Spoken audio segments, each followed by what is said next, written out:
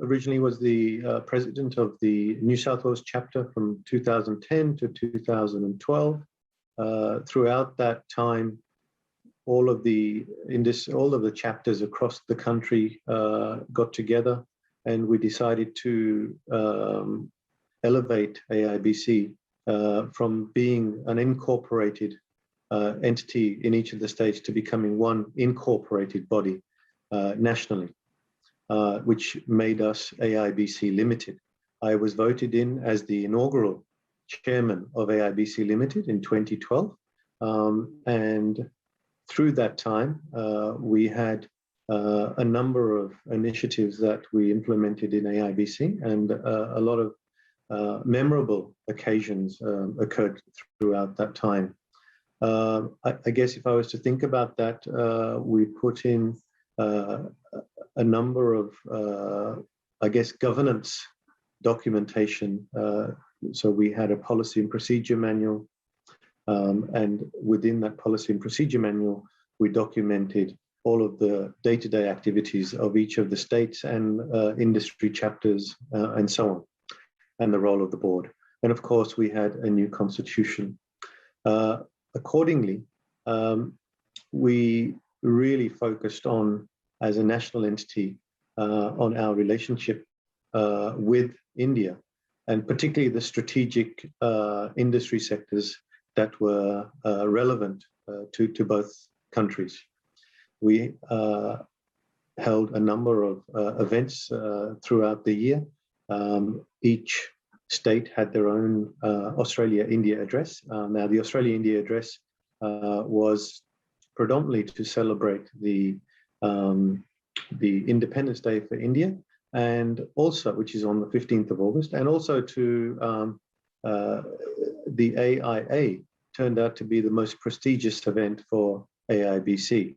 We've had prime ministers, we've had ministers, federal and state, premiers, chief ministers, we've had business leaders from both Australia and India, we've had sports stars, etc., attend the Australia-India address, and it till today remains the number one event that AIBC holds on an annual basis across each state.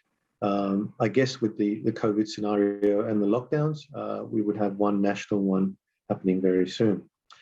The other highlights were the relationship with the Gujarat government.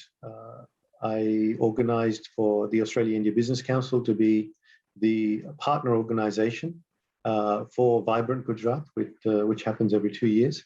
We started that in 2011 and continued that through till today. We've had some major coverage globally for AIBC and across India, as our AIBC logo appeared everywhere in Gujarat, and particularly on the dais on the main stage in the screen behind the dignitaries, and that was seen globally, of course, and across India. 2014, I was invited formally by the Prime Minister, the then Prime Minister, Tony Abbott, to attend his formal business delegation to India. And he was the first foreign leader to visit to congratulate Narendra Modi on his election win, which was just past middle of 2014, at which time Tony Abbott had invited Narendra Modi to come to Australia. As it happened, Australia was hosting the G20, and Narendra Modi was attending the G20, after which he stayed back for 3 or 4 days in Australia and had a formal visit, which was the first formal visit by an Indian Prime Minister for 28 years. Now, that in itself was a memorable occasion for AIBC, because AIBC was launched and established in 1986 when the last prime ministerial visit by Rajiv Gandhi occurred. And that's when Rajiv Gandhi and Bob Hawke established AIBC. So we were privileged to have Narendra Modi who had just won a landslide victory in India, and there was a formal visit. But obviously, everyone knows of the rock star reception that he received here in Sydney at Homebush. We at AIBC, we organised the business events, the formal business events for Narendra Modi in Victoria at the governor's residence. So as the chair, I was in charge of organising, managing and executing the CEO's roundtable, which invited 40 of Australia's largest companies. And also we had a business event where we invited business leaders who had an interest in India after the CEO roundtable, which attracted over 550 business leaders at the governor's residence in Victoria. The other highlights were the participation in the regional Pravasi Bharatiya Divas. I was asked to sit on the National Organising Committee. The regional Pravasi Bharatiya Divas was held in Sydney in 2013. And AIBC played a critical role in all of the business activities and events for that event, which was held at Darling Harbour.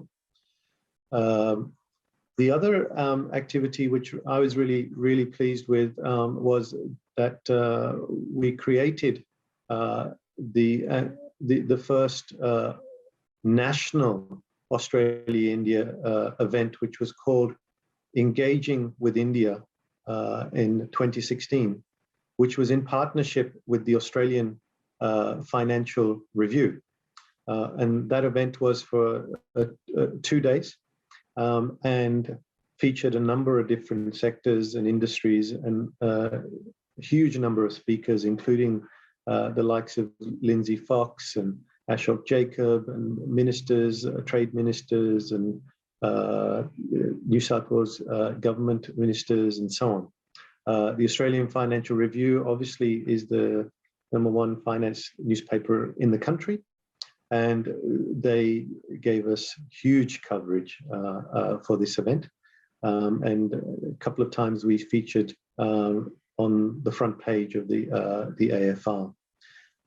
During this event, we also held the inaugural Australia-India Trade and Investment Awards. And these were awards given to the corporate companies that were conducting trade and investment between the two countries. And they were, it was a black tie event on the first evening of the conference, which was attended by over 500 business leaders from across Australia. So these were some of the memorable moments that I could think of right now. I mean, we also participated in providing input into the white papers that the government, the Australian government has released, strategy papers, including the Comprehensive Economic Cooperation Agreement, including Australia in the Asian century. And we also participated in a number of other white papers that the government had produced. We ourselves also produced a white paper in association with the Australia-India Institute, which was presented to Tony Abbott, the Prime Minister at that time, before his visit to India.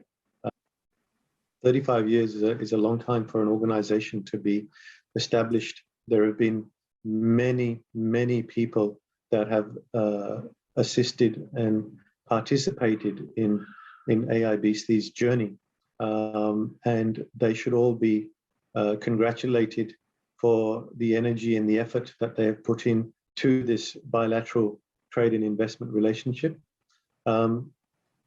We are seeing the growth and the evolution of a new India at the moment. And it's an India that has changed a lot of policies in the trade and investment space. It is climbed the World Bank's the ease of doing business rankings from 147 to 63 at the moment. It has attracted, particularly through COVID in the last 18 months, the largest amount of foreign direct investments that any country in the world has attracted, which is over $80 billion. A lot of countries from around the world, Europe, UK, US, Japan, Korea, are all very excited about doing business with India. And I think AIBC has a vital role to play in communicating the opportunities that India presents to corporate Australia. I believe that corporate Australia is lagging. I believe the corporate Australia doesn't have the knowledge base that it requires about India on how to do business with India, but also the benefits now today of doing business with India. So I think AIBC in its 35th year has done a tremendous job up until now.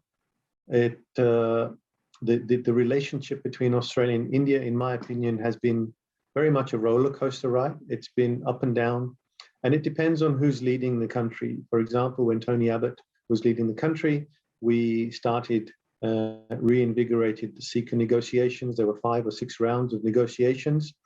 And prior to that, we had some prime ministers that were not really interested in India as much as some other leaders were. And so hence it's been an up and down sort of journey. Today, we see that both countries are very much interested in working with each other, with geopolitical and geoeconomic shifts happening globally, the advent of the aggression of China, and the opportunities that presents to Australia and India are immense. We need to focus on Australia's strengths and India's aspirations. And I believe that AIBC has very strong foundations to be able to excel from here onwards and really take the bull by the horns and drive the relationship between India and Australia and educate Australian businesses, particularly Australian corporates, on the benefits of doing business with India. So when I was chairman, one of the things I implemented was hiring a CEO and an executive director. I've always felt that an organization that is a membership-based organization that is reliant on sponsorships and membership fees needs to look at what some of the best practices are for chambers of commerce around the world. I believe that AIBC needs to engage either an executive director and paid directors or paid CEOs and policy analysts and so on to be able to take this relationship to the next level. I've always said that we need to find a big brother, either the Business Council of Australia or another government organization that would fund AIBC and allow it to flourish and allow the Australia-India relationship to flourish even more so. Prime examples of this are the UK-India Business Council, which is supported to the tune of £1 million a year by the Department of Trade, Great Britain, and also the US-India Business Council, which is under the auspice of the Chamber of Commerce in the US, which also has a tremendous amount of funding. Once that has been put into place and you have a professional CEO, a professional team of full-time workers, you can have a a high caliber board managing, advising, and guiding this team to take the relationship forward. At the moment, 99% of people within AIBC are volunteers. And obviously everyone has their own jobs, their own careers, their own lives. And so there is a limited amount of time and energy that can be put in. What AIBC has achieved as volunteers for 35 years is immense, is tremendous. And I don't think anyone would know the amount of effort and time and energy, the heartache that has gone in to putting your effort and your energy into AIBC and growing this. It's only people who have a passion for the Australia-India relationships that actually come in and put in the effort that's required. We really need to inject much more funds. We need to have a bigger organization, as I said, maybe a government organization, or maybe even look at a university. If you look at Melbourne University, it houses AsiaLink Business, it houses the Australia-India Institute, and the funding comes through the education systems and the government departments.